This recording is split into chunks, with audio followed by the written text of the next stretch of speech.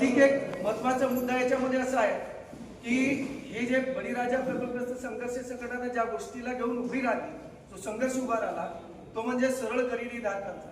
सरळ खरेदीधारकांच्या दृष्टीनं माननीय मुख्यमंत्री महोदयांनी 832 कोटी मंजूर करून त्याचा शुभारंभ वाटपाचा 16 एप्रिल 2025 ला केला आणि तेव्हापासून ज्या प्रमाणात निधी उपलब्ध व्हायला पाहिजे होता, शेतकऱ्यांना मिळायला पाहिजे होता, तो अजूनपर्यंत मिळालेला नाही आहे. म्हणून तो निधी सानुग्रह अनुदानाचा निधी एका टप्प्यात तातडीनं हा उपलब्ध करून द्यावा व आमच्या प्रकल्पग्रस्त सरळ खरेदीधारकांना तो निधी तातडीनं मिळावा.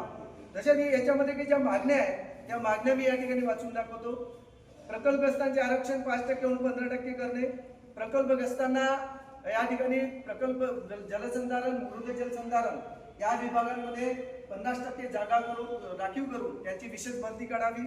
दुसरं म्हणजे प्रकल्पग्रस्तांचे जे वयाधिक झाले त्यांना एकमुष्ट 40 लाख रुपये द्यावेत.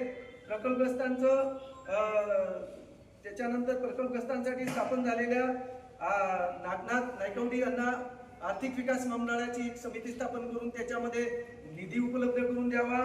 त्याच्यानंतर प्रकल्पग्रस्तांना पेन्शन योजना सुरू करावी, मिनिमम पेन्शन योजना सुरू करावी आणि अशा मृद जलसंधारण सरळ खरेदीच्या वेळेस काय झालं की सरळ खरेदीच्या प्रकरणामध्ये मृद व जलसंधारण विभाग त्या ठिकाणी सोडला गेला होता. जलसंपादनाला जसं सानुग्रह अनुदान हेक्टरी 5 लाख रुपये दिलाय, त्याचप्रमाणे मृद व जलसंधारण विभागाला सुद्धा ते मुख्यमंत्री महोदयांनी आश्वासित केलं होतं की 8 दिवसामध्ये या संदर्भातला आम्ही GR काढू. तो GR अजून निघालेला नाही.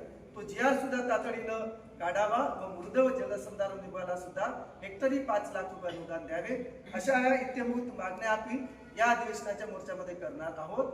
यासाठी सर्वांनी पुन्हा सांगतो की सर्वांनी या मोर्चामध्ये लाखोंच्या संख्येने उपस्थित राहावे. धन्यवाद.